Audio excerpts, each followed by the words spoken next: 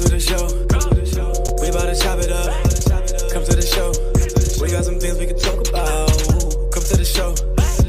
We about to chop it up. Come to the show. We got some things we can talk about. Chop it up. Chop it. Chop it up. Chop. We got some things we can talk about. Chop it up. Chop it. Chop it up. Chop it up. Chop it. We got some things we can talk about. Come to the show. We about to chop it up. Come to the show. We got some things we can talk about. Come to the show. We about to chop it up. Come to the show. We got some things we can talk about. Chop it up. Chop it. Chop it up. Chop. We got some things we can talk about. Chop it up. Chop it. Chop it up. Chop it up. Chop it. We got some things we can talk about. Good evening and welcome to the Chop Shop. I'm your host, Pastor Marvin McKenstry Jr. As always, blessed to be able to come to you another Thursday night at 6 p.m. via Facebook Live and YouTube using the most professional platform I've ever seen for podcasting when you don't have the big bucks, and that is StreamYard. I'm excited about tonight's show. We have one of the most brilliant men and one of the greatest mentors that I've ever encountered in my life. His wisdom is just off the chart, and yet he's still so accessible to be able to pour in as needed. The one and only Dr. Tyrone Powers. But before we get to that, as always, I got to bring my right hand and my left hand, my main man, Mr. Shaka Pitts on the ones and twos, technique 1200s only, because anything else is uncivilized. What's going on, Shaka? What's good, brother Marvin? How you doing today? Man, I'm tripping, man. I've been watching Fox today. Happened to be in the room with my aunt, man, watching Fox. They said the citizens then got together and said that Dr. Santelises has until Sunday to resign, or they're going to file a class action lawsuit. Some of our favorite chop shop folks are part of that coalition of citizens, and I can imagine a name or two. Jason Rodriguez right there, front and center. I said, look at Jay. And listen, they said that she has no intent at all on stepping down. So I don't see that. Listen, I don't see her stepping down because they said step down, Marv. Come on, man. Yeah, I want to see what's going to actually wind up happening, man. You know, I ain't the person to sit back and watch and agitate as a fight brew, but you know, this is, you know, it's an interesting situation, my brother. Extremely interesting. Extremely. Yeah. She is, you know, just her approval is way down, and you know, people are saying it's time to do something, and it's being head up by a few of our favorite Republicans who will remain. You know, listen, man, Fox is so cunning, though, because Fox got the running down the people who are involved, and never once did they say, are they our favorite local Black Republicans? Now, y'all know me. I'm a registered independent, been that my entire life, so I don't play the party lines. But Fox ain't gonna put that Republican thing up there because y'all still got PTSD from Trump and feel like if they put that up there, y'all ain't gonna side with them. They already know. Man, let's get to these church announcements because I'm excited about tonight's show. As always, heading up the church announcements, we got the Stop the Beef hotline. Y'all continue to like, love, share, get people on here, even tag them in the comments, share the pages and everything else that we can get the group on good tonight for this great information. Stop the Beef hotline. There's always a man in these two numbers, 443-431-3705. And well, the other one is gone. And what we do is we come out and we make direct intervention, whether that's mediation all the way up into paying debts or putting people on planes that need to get out of Dodge. Whatever it takes to preserve life, the We Are Us Men movement are doing it. And we're not just stopping there. We're going from there up and through. The peace agreement is circulating through Baltimore. It's reaching the people who are at the highest risk to be trigger pullers or to be victims, to say, even if you're in a situation that you got to eat in the streets, you don't have to die in the streets. So we want everybody circulating that the Baltimore Peace Agreement is a real thing. These people are coming together and they're making sure that they're signing on a dotted line, that they will try something different so that we can do our part to make sure that this murder rate doesn't continue to rise. All right, listen, we in the church announcements this week, we got a whole lot of good give back going on. Down the Douglas Homes, Tater's Way, as they call it. Y'all know that's an ode to our good man who we lost, Dante Tater Barksdale, who was a legend with Safe Streets here in Baltimore. They're doing a back to school giveaway and more. Women, Wine, and Wisdom have come together to be able to pull this thing together. And man, I'm hearing that it's going to be lit from the Mayor's Office of Employment Development. One of my favorite people who works with me, Dwayne Williams, is going to be on site with jobs. And of course, there'll be some food, music, and more. Let's keep it rolling because we got a bunch of these. The Back to School Community Takeover at Tench Tillman. This is a collaborative that includes my beloved We Are Us Men's Movement, and yours truly will be on site at 600 North Patterson Park, ready to get anybody who wants to work an opportunity. Listen, y'all, we are doing things very innovative in the Mayor's Office of Employment Development, and I've already reached out to some of my partners and got interview times already scheduled for people who meet me at 600 North Patterson Park Avenue from 1 to 4. We are going to be there with the jobs. Let's keep it rolling.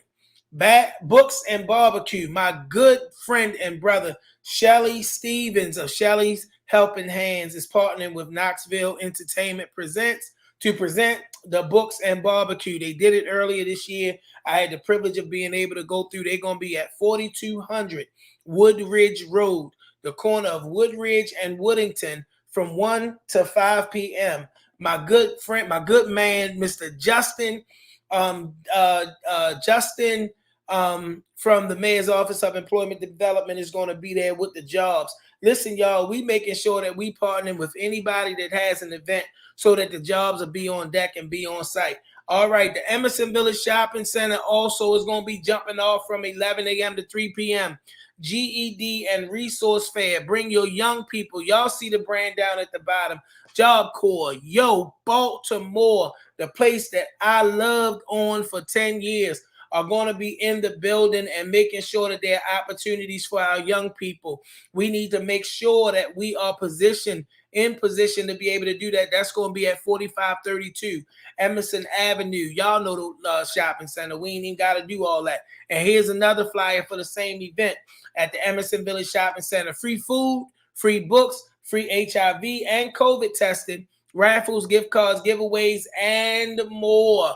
Your tomorrow starts today. If you one of those second chances, whether you need a second chance at education or you need that second chance at with some sort of resource to help you and your family, we are going to be all over Baltimore. You heard about East, you heard about West, you heard about Southwest, we going to be all over Baltimore this weekend with the goods. I do want to shout out Baltimore Ceasefire 365.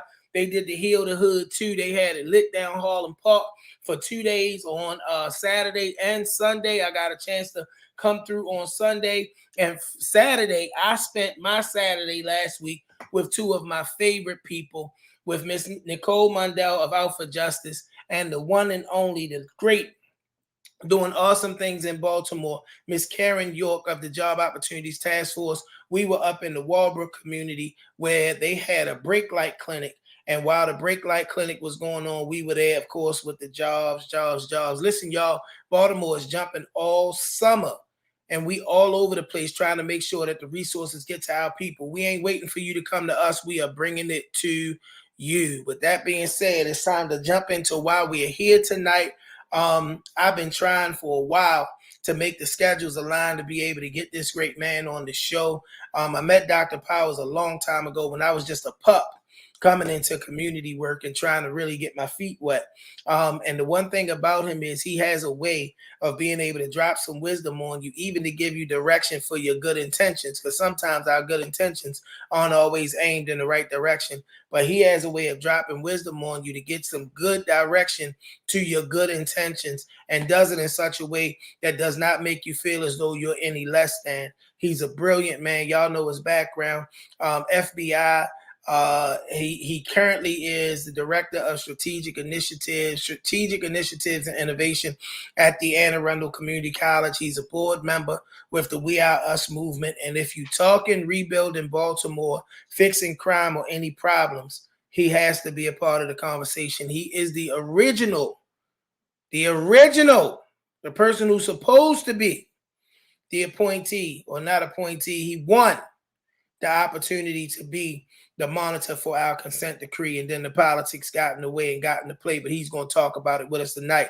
I want to welcome to the screen the one and the only, definitely don't need no introduction, the great Dr. Tyrone Powers. Thank you for being with us, Doc.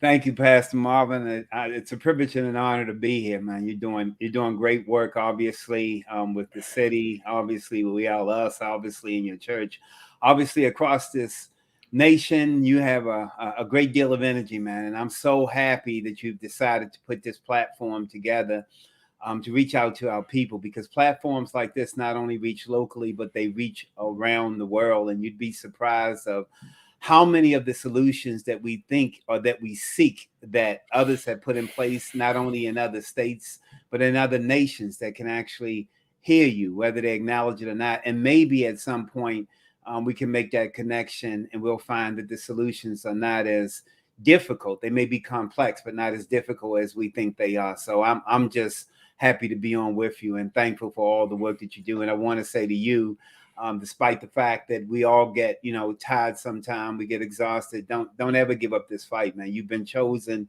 to participate in this, and you have to do it until the day you die. It's not what you feel like, it's what God has given you to do.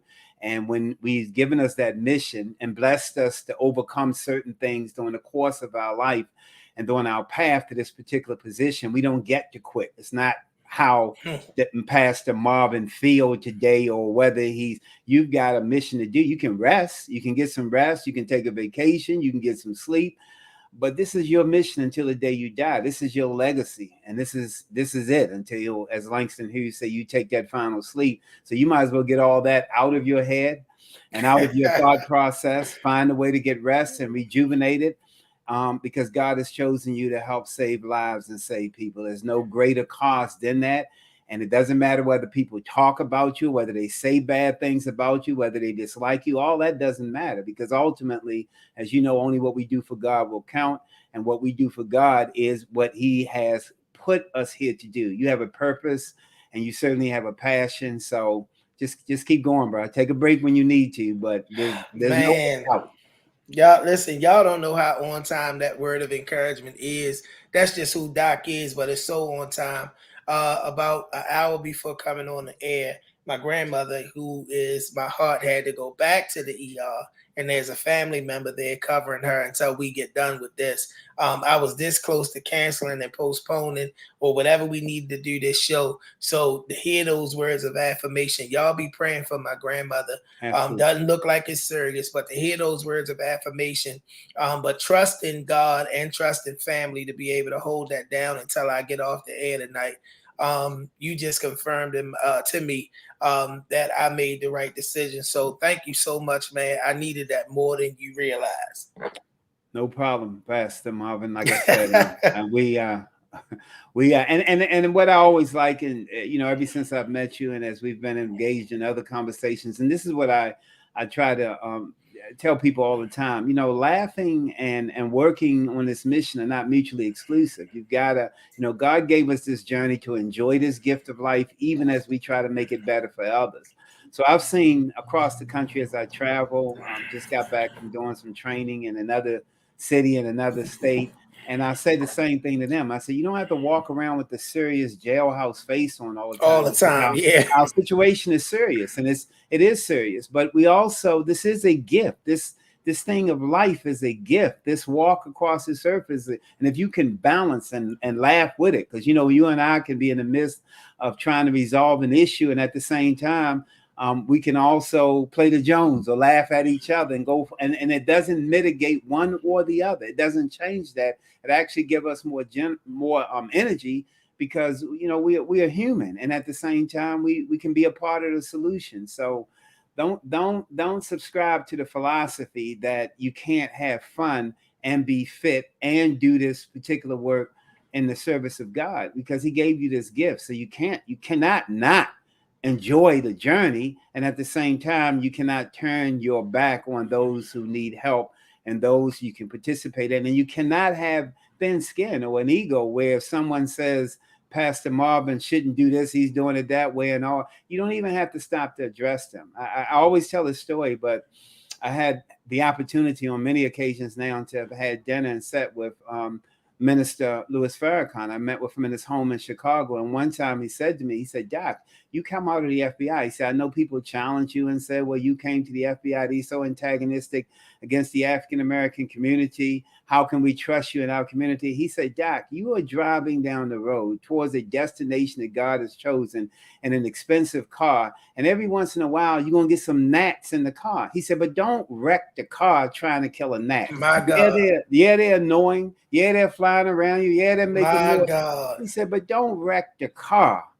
Don't not make your destination because gnats are bothering you and flying around you. He said, you've got to stay focused on the road. And he said, I know they're annoying. You know, you want to swipe at them. He said, don't even mess with that. Keep driving towards the destination in the expensive car that God has given you. And what he meant by an expensive car is that this gift of life, man, is a blessing. And you got to keep towards that goal. So I say to all those who are community activists, who are working in the community, who are trying to do the right thing, don't spend a whole lot of time trying to counter arguments for others, or worried about others calling you names, or worried about what others are saying. If you stay on mission, if you do this work for the right reason, not for applause, not for self-aggrandizement, you know, as Dr. King had a famous speech called A Knock at Midnight, which I often play, and he says that, you know, the difficult thing is our ego. Everybody, well, he calls actually the drum major instinct. He said, everybody wants to be out front. They want to be important. He said, but it's okay. That's fine. That's part of our nature, but be important for the right reasons. He gives the example of James and John, where they say, God, yeah, I want to sit on your right or left side, but not any times of any self-aggrandizement or applause. I want to be there to serve humanity. Yeah, I want the attention, but I want the attention for doing the right thing, not just for me. So I say that because I've seen so many people discouraged. I've seen people who are activists walk away from activism. I've seen people depressed because of what they're hearing from other people talking about them, and they know that's not their intention or not their worth or not their value or not their goal. Don't wreck the car that God has given you, heading to a destination that he planned for you even before you entered this world, trying to kill a gnat that is so insignificant. Wow. This is not how I thought this show would open, but listen, I am not surprised. I'm here for all of it.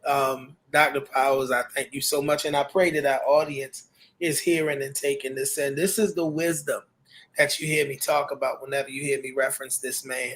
I want to kind of get into some of our topics because we've been on a lot of platforms together. We've been on platforms, on stages. We've been on radio shows together. And one of the things that you started causing me to do is to really check my passion in my thought process. My passion would literally just run past my brain and come out my mouth. But you taught me being in some of those spaces, not by checking me or, you know, that sort of thing, but there was a part of it that I hadn't considered. And when I would hear you, it would make me say, I should have thought about that. Talk to us about Baltimore. Just Baltimore. When you view Baltimore at its current place and current position, what do you see? Well, you know, I was born and reared here in Baltimore before I went off for my FBI career and had the opportunity to travel the country and really in some ways the world.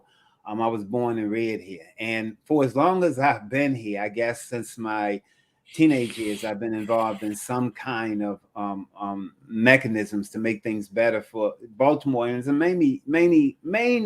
mainly young people. But Baltimore is, it's got so much promise. There's so many good people here. There's so many people doing great things who never get attention, don't get on the radio, don't get on television. The spotlight is not shined on them. So I'm very optimistic about Baltimore's future. And I'm optimistic, and to be quite frank with you, I'm happy about some of the things that are actually going on. The young people in this city who are doing great things who will never get the attention because we have to an extent, focus on making and increasing and enhancing life chances for all the people in Baltimore. But Baltimore is also a town where we have fell for the scheme of divide and conquer. I remember when I first came back from the FBI and was working with an organization called People's Plan to dramatically reduce crime in Baltimore City, and then the Children First movement. I had a radio program on WAM Morgan and WLB, and I remember someone coming to me silently and said, "Doc, everybody thinks that you're trying to run for mayor, some political position." And this very prominent person in the city who's still around and still on radio told the people, he said, "Well, we'll wait till he decides to run for office and then we'll crush him." I had never had any intent to run for office, but the mindset that because you are doing something positive for the people, because you're out there doing this, then you are somehow you've got this blind ambition to be something else other than of a help to the people. And there's nothing wrong with running for political office, but the mindset that would make someone feel that they need to scheme at the time when we were dealing with following the injunction, which we have successfully did, to have all the water fountains turned off in the school system so the children could stop drinking lead, which is an interesting thing, because we knew in 1990 something or 1990 something that the children was consuming lead, which has led to a lot of the crime, the violence, the attention deficit problems. But once the water was tested, and there was some citizens, I can't think of his name, James, he started his protest, and then we took it to the next step and got into the courts. Once we started that process, people said, well, he's getting attention, he must have some other intention. So Baltimore is a city where people see, and I guess it's been kind of socialized into us, and maybe there's some concrete reason for it, where people see anything you do where you get attention as something negative, and they try to attack you on it. Now, initially, I was bothered by that, but then in the end, as I said before, I just decided just to stay focused on trying to do the right thing.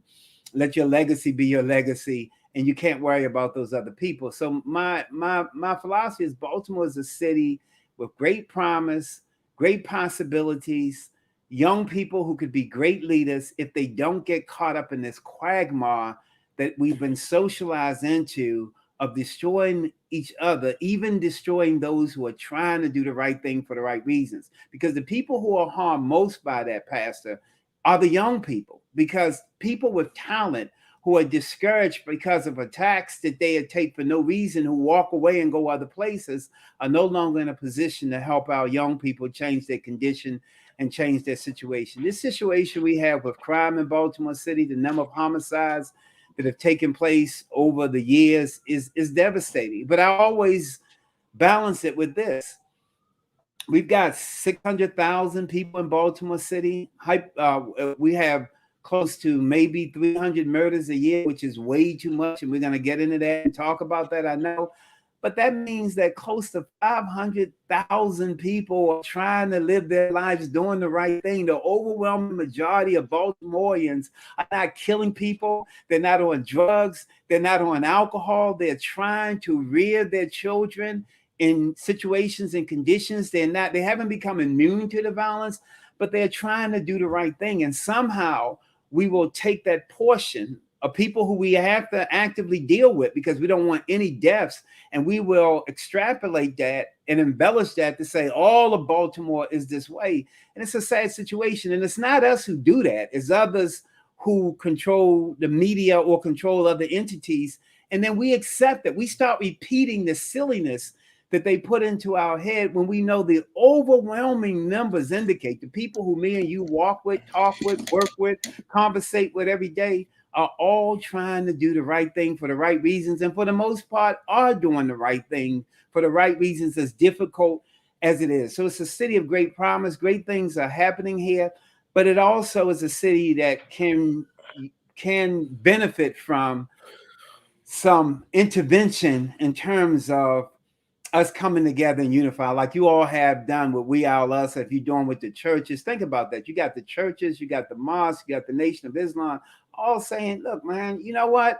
In the end, God will judge us. God will decide whether we should be Muslim, Christian. But right now, we all have a common goal of saving lives. So the morgue isn't full of people, and we're not having people shot and families crying and funerals every week. And we're not having people so discouraged and so have suffering from so much trauma that they believe their only escape is through drugs and alcohol. We understand why people escape through drugs and alcohol. They want to change their reality. Self-medicating. Yeah, and well, they're trying to change their reality. And in reality, if we help them change their reality without drugs and alcohol, they won't have to default to drugs and alcohol, which is a capitalist venture that helps a lot of people. And I know that because I worked undercover drugs for 3 years in drug cartels from Colombia, South America, to New York, to San Francisco, to Los Angeles, where I actually was undercover as a drug kingpin. And so I know that field in and out, and I know the necessity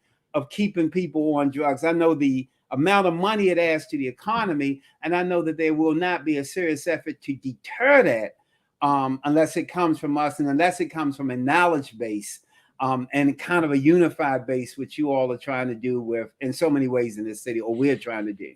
That's so rich, Dr. Powers. What I do want to cover, because this consent decree has been a hot button topic. From your perspective, well, first of all, if you can just give us a little bit of clarity, because you were the chosen, you were your proposal was the one that was accepted to be the monitor for the consent decree, and then something happened that changed that. Can you give us a little bit of enlightenment about that just before we go into your perspective on where the consent decree actually is at this point? Yeah, the politics played out. We put together, or having a lot of expertise in this field of criminal justice, crime reduction, policing, making police departments better. We put together a tremendous team. We had the chief judge of the circuit court from Prince George's County. We had lawyers. We had police officers. We had Neil Franklin. We had people who were community activists, all involved in this particular team. So we not only had the expertise, we had the experience, and more importantly, just as important, we had the heart of the people. And we understood, and based on my background, we understood this city. We understood how to reduce crime. We understood how to deal with problems, how to change things. And so we went through all of the interviews. We went through all of the presentation, despite obstacles and barriers put in our place. And some of the obstacles and barriers that was put in our place, to be quite frank with you, Pastor Marvin, came from people who you at least likely think it would came from. Yeah. People we work with and had conversations with every day, who were either convinced by people in positions of power or people who manipulated them to work against us, or just people in general. And so in the end, we didn't get that. It didn't, what we always have said is that we could still work to change policing in the city, but that monitoring thing would have been a great opportunity, not financially, but it would have been a great opportunity for us to be intimately involved in making sure we had good policing, not just for the purpose of attention. To be quite frank with you, the monitoring team that they have now, the leader of the monitoring team, Ken, I know him well. I work with him. Yeah, we work together. A Kathy Pugh's transition team. You were on that team. But even as we sat on that team, I was the vice chair of that he would always say to me, he said, I don't know policing, man. I need you here to help me with these conversations. In fact, before I even got here in person, I was up in Zion, Illinois, because I was going through 4 months of aggressive cancer treatment. I was dealing with cancer at that time. And even from up there, being hospitalized, I would still get on the call with you all via conference call to add my input, because I was so concerned, no matter what would not happen to me through that particular process of changing conditions in the city. So when I came back and working with Ken, he didn't have the ability to run that monitoring team. And the reason that he got it, and I like him, I'm not disparaging him personally. Yeah, I've seen you guys in the same space, so I know. Yeah, the reason he got it is because the federal judge in this particular case, knew him from law school, worked with him on cases and all, but that's no reason, and that's not how you choose a monitoring team. The objective is to get constitutional policing and effective policing in the same space, in the same city as it was supposed to be historically done, get it correct as quickly as possible, because right now it's causing the citizens of the city over $1 million a year paying salaries of people who are hardly ever here. Ken doesn't completely understand policing. Charles Ramsey, who's another person who I consider a friend, who was the chief in DC and Philadelphia, we sat and had conversations, but Charles Ramsey is just a name. He looks over some documents. He's not on the street with the people in Baltimore. He doesn't feel the people, because you have to have the intellect, you have to have the heart, and you have to be in close proximity to the people in order to make this consent decree really work to do what it's supposed to do. It's not supposed to reduce effective policing. It's supposed to make sure policing is constitutional and effective. And right now, the monitoring team is monitoring, but they're not providing that guidance, because when they were put together and chosen by the federal judge, that was never their intent. He needed someone that he could control, that he could conversate with. And I'm not even saying the judge is a bad judge, but the mission didn't involve the hearts and minds of the people. It was a process. And for some of the people on the team, it was a financial windfall. And if you look at monitoring situations or consent decrees, like in the city of Seattle, all those years, 10 years of having a monitoring team, and when they got out of that monitoring contract, now they have defaulted back to where they were before, because the monitoring team, while they monitored, they didn't help, and they didn't seek permanence in changing police philosophy so that it is both constitutional and effective. And the people who say that the consent decree is stopping the police from doing their job don't understand what a consent decree is supposed to do not understand that policing was already supposed to be constitutional, and that constitutional policing, not violating people's rights, have been effective in other situations where crime has been reduced dramatically and life chances increased dramatically without this philosophy that is one or the other. It's a silly notion. And unfortunately, with the monitoring team we had in place, because of their lack of expertise in not only the policing skills or reviewing policing records and files, or understanding homicides, robberies, and effective policing methods, but also in understanding the hearts and minds of the people of Baltimore City. Every city is unique.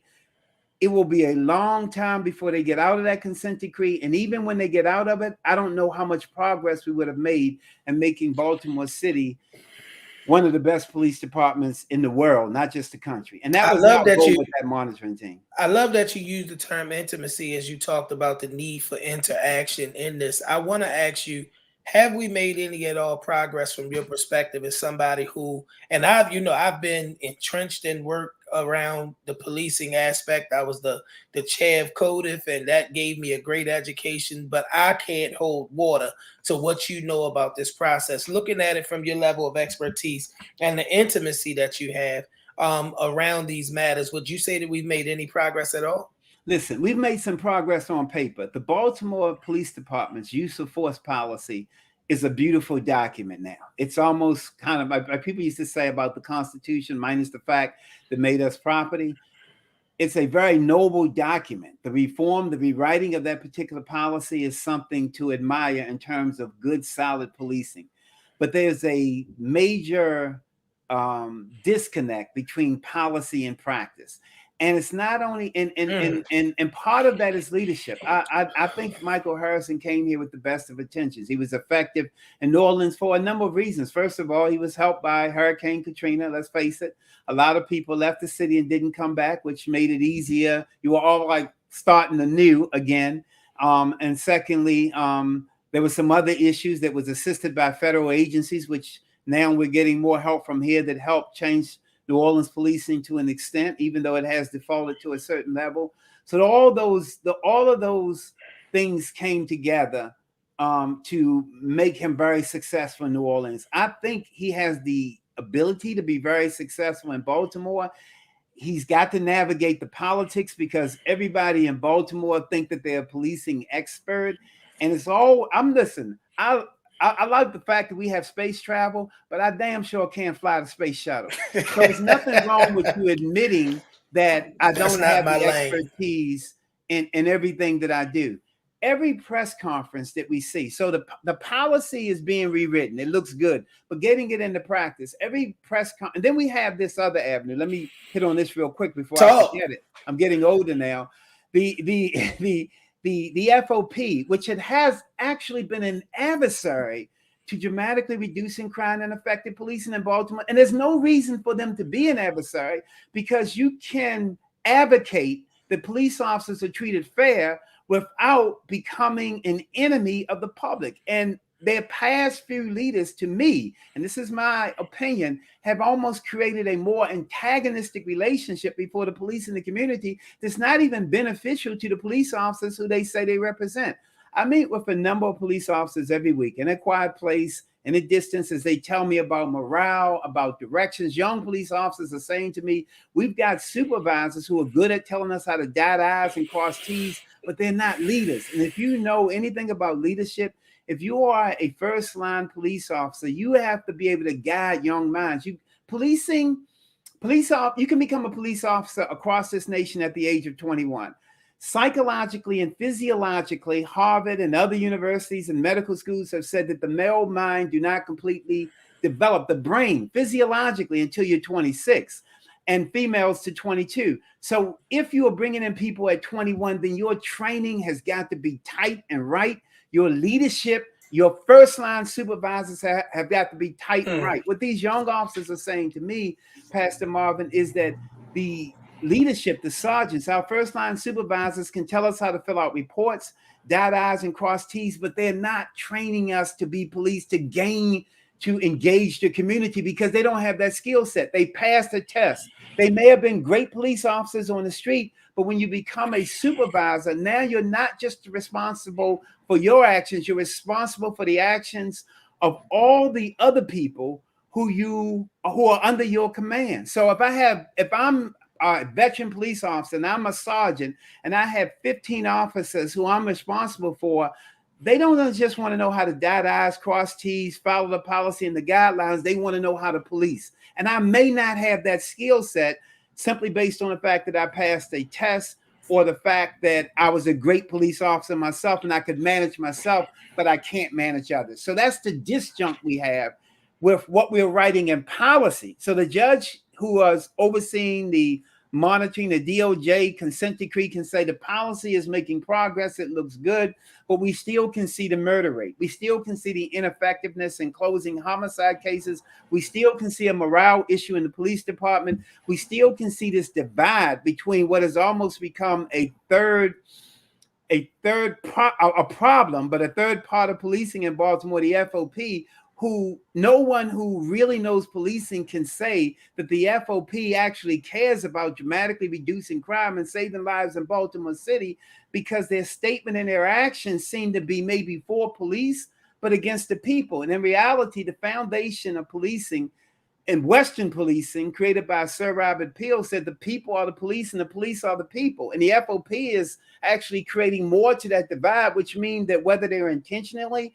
maliciously, or unintentionally doing it, they're actually adding to the crime and violence in the city by their words and deeds. Think about this. We had a policing plan from the police commissioner, which is in fact who it should come from, because he's the police chief. And technically, with the people around him, the people he bring in, the expert on policing. Then we had a policing plan from the mayor. What the hell is that? Then we had a policing plan from the FOP. Then we had, that makes no sense. It confuses the people. If you as mayor, and I know this mayor is relatively new, but I'm just speaking in general terms now. If you as mayor believe in your police chief, then that is the policing plan that you have to accept. If you don't like the policing plan of the police commissioner, then he shouldn't be your police commissioner. So Doc, you don't create a second plan. You took me right where I was going, because the very next conversation I wanted to have with you, and I'm trying to save some time for the people because we got a bunch of questions out there. Well, you just got to bring me back. No, you listen, I will bring you back again and again. But the next thing I wanted to talk to you about is just that. We had the policing plan from the commissioner, and it had its community policing and some of the other things in it. Then we get this plan from the mayor. And what I want to ask you is, from the perspective of someone who has this great public safety mind, I wouldn't dare insult you by saying a law enforcement mind, because your mind and your thought process is way broader. Great public safety mind. You see the mayor come with a model that is different what is your perspective? Because if I know you didn't read it line by line, precept by precept already. Yeah, I think, you know what, philosophically, theoretically, it's like something that you would read in a textbook. It's not a bad plan, to be quite frank with you. It's holistic in nature, but it needs to be one plan. In other words, they need to come together and make them one plan. In other words, the intervention issues, the dealing with things up front is very important. As we've always said, the number one crime reduction agency in this city is the Baltimore City Public School System. You've got a captured audience. If you start engaging those young people with the right curriculum, with the right people as early as elementary school, there's no child that leaves his mother's womb, no male, female who leave their mother's womb thinking that I want to drop out of school, I want to commit drive-by shootings, I want to be a drug addict. None of them leave the womb of their mother thinking that whatsoever.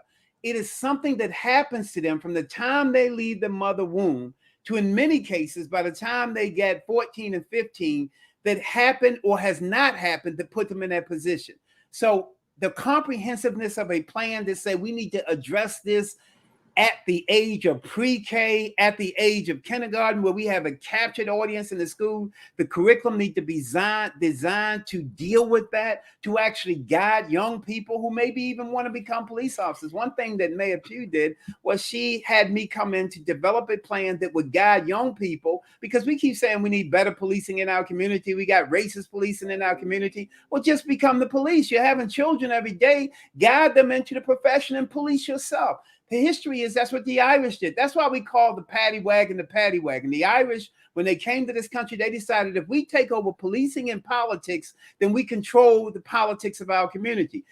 They used to take a wagon around when their people got in trouble so they wouldn't have criminal records and so they could run for office. They would take a wagon around. If you got in a fight, put you in a wagon and take you home so you wouldn't get in trouble. Thus the term the paddy wagon. Now the paddy wagon won't take you home, but it's an Irish term because they were determined to provide some intervention that didn't give their people criminal records, that would change their behavior and put them in a position to be in positions of power. If we don't like policing in our city, then, and we're having children, and as early as elementary school, as early as middle school, then we guide them. So we are policing ourselves. She did have that particular plan in place. So his plan and a holistic view is good. But what people need is some immediate action. See, there's such a disjunct between what we say and what we do. And I said this before, and I'll say this to you. If I was the mayor at the time that I laid out that plan at those 3 locations, I would have had live streaming behind me of us turn down abandoned houses, of us. People would have seen that as I speak, this is what I would say. As I speak, this is happening. Not this is what we plan to do, because everybody got a plan. Mike Tyson said everybody got a plan till they get hit in the mouth. So having a plan means nothing whatsoever.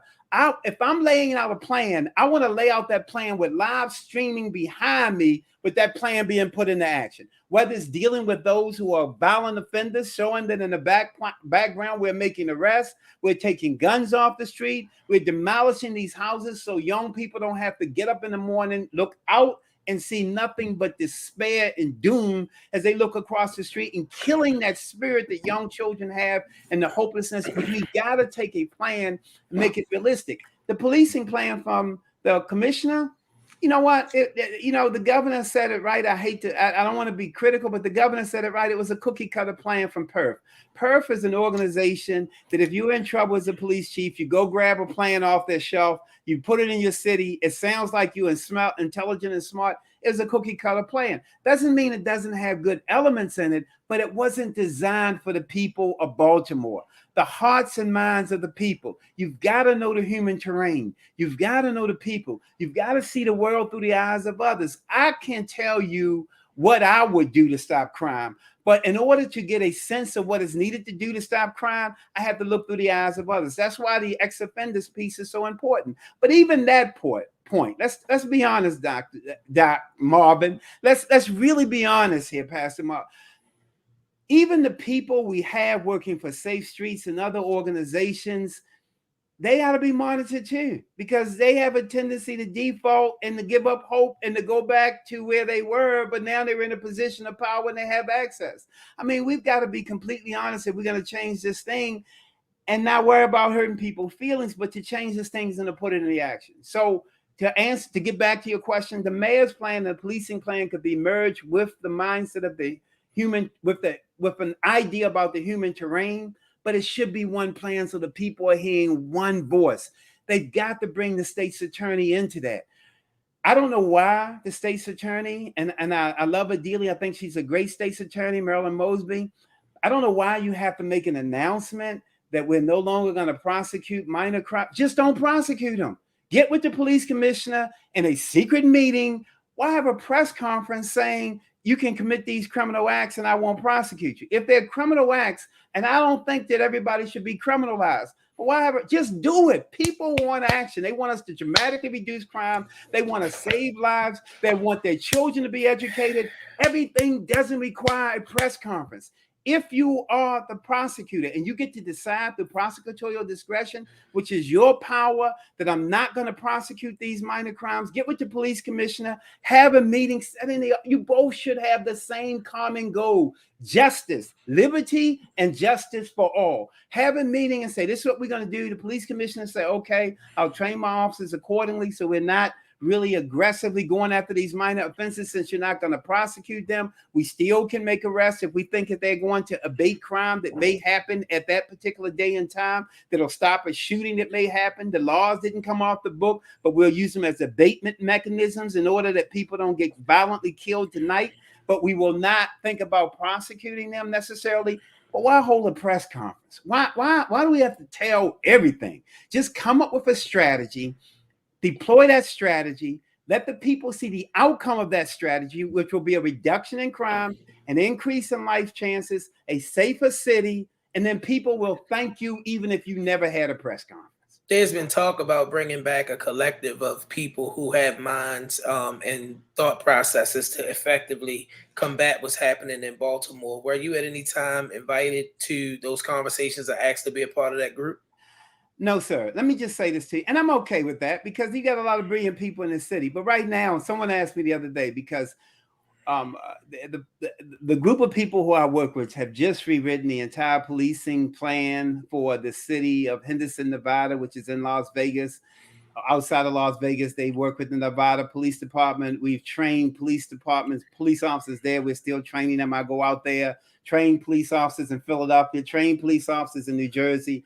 I'm a consultant with the state's attorney in Prince George's County. I review all use of force cases, not necessarily so that officers can be prosecuted, but to say this is what they could have done better. This is what policy you need to put in place. I work with them every single day on those particular cases. I work as a use of force expert. As you know, I was the expert witness in the Court and Games case in Baltimore County and a number of other cases where I serve as an expert witness on use of force. The place where I haven't been asked anything is Baltimore City. And that's okay because, like I said, you have a lot that of is not okay. You have a lot of experts here. And I am doing what God intended me to do, whether it be locally here in Baltimore where I live, or whether it's across this nation, because all the boundaries, all of the are created by men. And so I will go and help wherever police chiefs across the nation have asked me to come. Like I said, I have a great relationship with the state's attorney in Prince George's County. We review cases, we review policies, we review legislation. We look at best practices in police training.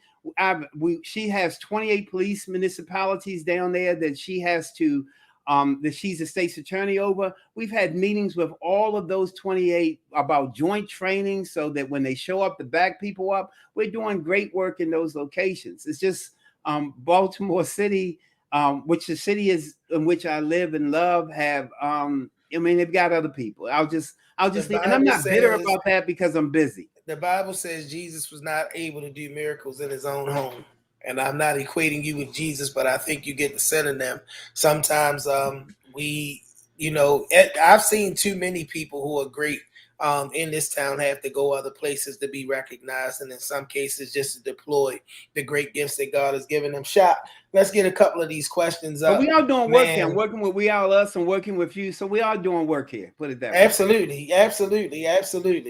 Let's see if we can get a couple of the people's questions up here. If policing was supposed to be constitutional already, why do we need a consent decree? Could you explain that? He already explained it. He said because it's not what it's supposed to be. No, but I'll let you touch that. Yeah, it's not what it's supposed to be, and because we haven't had the right leadership make it. Listen, policing once was policing. It was to protect and serve. During the 1960s, because of the civil rights movement, the Vietnam War, we changed policing to law enforcement. Law enforcement, in the word law enforcement, it says we're going to use force to make you follow the law. It was supposed to be policing. Up to that time, it wasn't even called law enforcement. Then we saw the television shows, dating myself now, Dragnet. When we didn't care about the people's feelings, Joe Friday said nothing but the facts. All I care about is enforcing the law. I don't care about the people. I don't care about dramatically reducing crime. So we even changed the term from policing to law enforcement. Great police leaders who are police chiefs, or in Baltimore City, what we need is a public safety director to oversee all public safety. You even oversee the police chief, the firefighters, because EMTs sometimes are the first persons to the scene that could give you evidence of who committing a murder. We don't even connect those dots. The people in corrections can tell you who's coming home so that you can either help them or keep them from harming others. The police commissioner doesn't even meet with the head of corrections, because whatever goes on that side of the wall, Pastor Marvin, you know this, is going to manifest itself on this side of the wall. So we don't even have that. But with great leadership, police at the foundation, policing is supposed to be constitutional. Reuben Greenberg, who was the police chief in South Carolina, he is since deceased, said that when he took over down there, when he reduced a city that was averaging 15 shootings a month to having one police involved shooting in 15 years. Constitutional policing, dramatically reducing crime, having the citizens buy in, telling the FOP that you are police first and a member of the union second. You can't even be a member of the FOP until you're a member of the police force. So your priority is protecting and serving the people, not arguing with the police commissioner. You joined the police force. You didn't join the FOP. You got in the FOP by joining the police force and taking an oath and a pledge here first. Reuben Greenberg put that in place down there, so the models exist. We just haven't had that kind of leadership or that kind of philosophy or the kind of political will that would back a commissioner with that philosophy in Baltimore City. Senator Jill Carter is dropping dimes up in these comments tonight. And the last thing that she put up, can we get it? Well, she said, for the record, Judge Radar redacted Powers Group as our chosen consent decree monitor, so the process was rigged against us from the jump. But I want that last comment that she put in there, please, about Baltimoreans loving revolutionary leaders in the dark, but rejecting. Yeah, people love revolutionary leaders in the dark, but elevate safe mediocrity endorsed by the white establishment. Dr. Powers, I'm going to go ahead and ask you this question, because I know you're going to keep it a stack. And Shaka already said you ain't holding no water tonight. When we look at the transition in power that we just had at the local level, I'm not a person that kind of hangs my hat on what happens in national politics, because I know it really doesn't have a great deal of bearing on our city. But when we look at the transition of power, when you see, and I don't want to make it about going after individuals, but when you saw what was happening in the leadership of City Hall, what was your thought process and what was the sentiment that came to you as it pertains to the trajectory of our city? You mean in this administration or the new administration? I'm always going to be honest. I think that this administration have tremendous potential.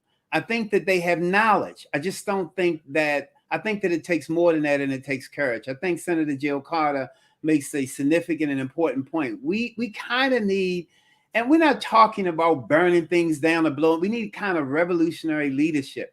You know, when I gave conducted an interview, when we came on, you were talking about Fox. When I was on Fox News and was had an opportunity to interview with them, and we were talking about the crime, the issues of leadership. And I was saying that we're not even asking the right questions of the right people. Why is the commissioner talking about homicides? He haven't investigated a homicide in 25 years. We want to talk to the chief of homicide. And then someone came back to me off air and said, well, that's not the way we do it. But that's what we mean by revolutionary change. The way we have done it has gotten us to where we are today. If you get sick, Pastor Marvin, and a doctor performs surgery on you, when you come out of surgery, you don't want to talk to the CEO of the hospital. You need to talk to the surgeon who performed the surgery. I don't need to be asking questions of Chief Harrison. I need to be asking questions of the chief of homicide, the chief of robbery, the chief of sex crimes. I need to ask them, have things changed in this city where the bodies of Black women are not even theirs? When we had years ago, when Kenneth Clark was the commissioner, and 80 rapes didn't even go investigate it, rapes of Black women, and the citizens in the city just kind of passed over that like, oh, they found the boxes in the back room. I need to talk to the head of sex crimes, because we got little girls in this city who that's going to be their future unless we address these issues now. The commissioner don't know anything about sex crimes. He haven't investigated a sex crime since he was a police officer 20 years ago. He haven't investigated a homicide or a robbery. We're asking questions. The commissioner is going to come out tonight to our public forum.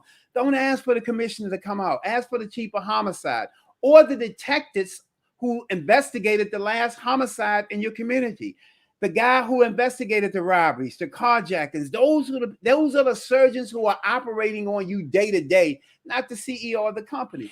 Wow. But somehow we fall for that. And we ask these people these questions. We go meet, people have meetings. I met with the commissioner last week and he said this, but did you meet with the guy who investigating? We got 300 and something, we got 200 homicides now, right? So when Senator Carter talks about revolutionary, it's going to change a way of, take a change of thinking and a change of approach, and people who can guide us towards that, not out of arrogance, but people who can say, look, you know, I went into the FBI, I got antagonistic back, people push back and say, how could you go to the FBI with the antagonistic relationship they've had with our community? But I went there and I learned a great deal. I was a brilliant counterintelligence agent. I was a brilliant counterterrorism agent. I worked undercover. I know white collar crime. I know organized crime. I can bring that back to our community. You may not have liked it I went there, but you damn sure, if you just take the time to listen, would like what I could bring back and help us dramatically reduce crime in the city, increase life chances, and give our children a chance to be successful, because they're all brilliant when they leave the womb. I got one more thing I got to squeeze in, because this was a part of the agenda and I didn't get to it. I wanted to know, with the sweeping police reforms that we saw take place in legislation in the last session, we know that they're going to roll out over time. And I really only want tonight to be about your perspective. As you heard, Leopold was repealed, and that there's supposed to be these reforms coming over time. As a person that knows police, knows policing, knows the difference between policing and law enforcement, what did that say to you about our progress towards constitutional policing, towards more effective policing, and the impact that it would have on a city like Baltimore with crime problems? I think those reforms were excellent. I think the work of Senator Jill Carter and others was extraordinary and exceptional against a difficult time and a difficult situation. And I think the momentum was helped by all the attention placed on what happened to the murder of George Floyd. But my concern have always been, and it continues to be, the gap between knowing and doing. And now that we have the reform measures put in place, we should be asking, have police agencies throughout the state of Maryland and Baltimore City begin to train to that new legislation? What have we done to recognize the fact that the LOBR doesn't exist anymore? What have we done to make to recognize that fact and to train police officers? That's what we were doing out in Henderson, Nevada, connecting the legislation, because they've got duty to intervene legislation out there like we have here. Police officers cannot watch a fellow police officer harm someone and not be committing an act just because they weren't intimately involved. So they brought us out. They said, help our police officers understand what duty to intervene look like. Are we doing that here in Baltimore City? Are we doing that in the surrounding locations, the county or wherever else? Have we been able to take this? And we don't have the luxury of doing this slowly or in a sequential order where the legislation just passed. Give us time. We don't have the luxury of time. You know, Dr. King wrote a book called Why We Can't Wait. We need to immediately begin to put those things in place, and they can. And don't let anyone tell you it's too complex. You don't understand what it takes. It takes more time. It takes a process. We don't have the luxury of having that philosophy as we go about the business of trying to dramatically reduce crime, have effective policing, and save lives. And we need to have effective policing. Don't get me wrong. Constitutional police, there has to be consequences for people committing murders, rapes, and robberies. You give them options. We'll give you a way out. We'll make life better for you. But you've got to stop killing people. And if you don't, there want to be consequences for that. And you know, Pastor, as a race of people, our grandparents made it clear that there are consequences for our wrong actions. So we shouldn't get to this point and tell those who are committing horrible crimes that we're just going to embrace them. We're going to help you to stop that. But if you don't stop that, there's got to be consequences and repercussions, because we can't allow you to make the community a victim. I don't want my grandmother raped, whether it's by a white man or a black man. And so there has to be consequences to stop that behavior. And at the same time, by engaging people at an early age or giving them second chances as they come out as ex-offenders, giving them a second chance, but at the same time having consequences in place. That's the plans that we need that are effective. And the legislation, we have to go from that knowing doing gap and make sure right now that there's no law. I know we want to take a break and arrest. I know after all that work with legislation that Senator Carter and others did to get that passed, they want to take a break, but we don't have the luxury of that. I always said, and you just kind of said it in your own way, I don't want my son killed by a white man, black man, or police officer. So all of it has to be equally important as we look to try to end the death of black people, the death of black men specifically in a city like Baltimore. Dr. Powers, I thank you for joining us. We have already exceeded our 1 hour, but I'm shooting you a date because this conversation has to continue. There's still so much more that we need to touch on. I thank you for even considering sitting down with us tonight. The wisdom that you brought to the table is something that has been a jewel in my life, and I'm glad that I had the honor and the privilege to be able to bring it to other people. I got to bring back on the screen and thank my right hand and my left hand, my main man, Shaka Pitts, who is with us tonight, is always making the magic happen. Listen, y'all, next week we have one of the strongest sisters in Baltimore who does the grassroots, boots on the ground. She could be, if you could look up boots on the ground in the dictionary, you could encyclopedia, you find a picture of her next to it. And the reason that I say that is because it's not about organizations, it's not about self-promotion with her, it's about accountability to people who need to be held accountable. You may see her attached to Fight Blight Baltimore, but anything that's being done in our communities to make them better. Miss Nika Namdi is a part of that process. I need y'all to tune in a big way next week because the sister is going to speak truth to power. And if you think that Dr. Powers took no tea for the fever tonight, sis going to come strong and she going to come correct. So make sure you hear that powerful voice. Lastly, I got to thank my viewing audience. I always say if a tree falls in the woods and no one's around to hear it, doesn't make a sound. Of course it does.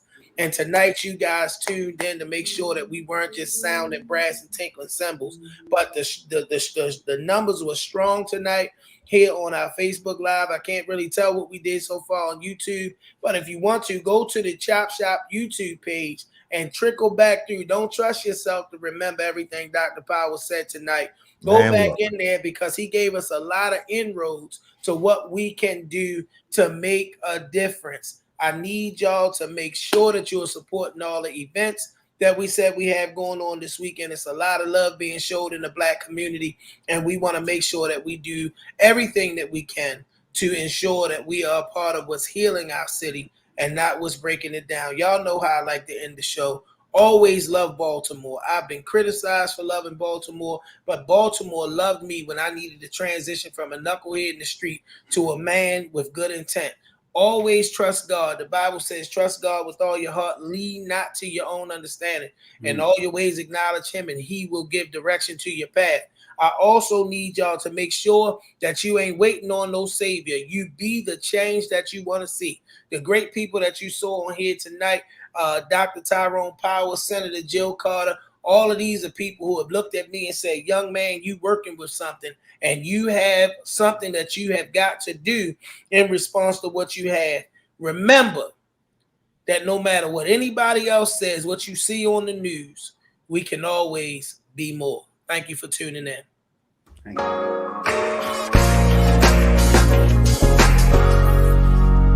I can be more. There's nothing that I can't achieve if I just believe. You can be more. You can make every dream a reality. We can be more. Be more, be more.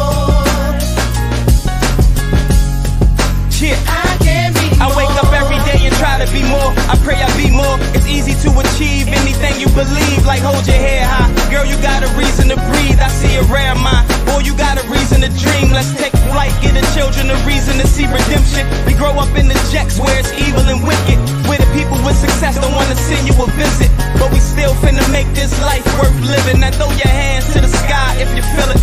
Hey, throw your hands to the sky if you the realest. You got a vision, let's put them pistols away and make sure the OGs keep the community safe. In the world where the ladies crying, the babies dying, I think we can create that space to make a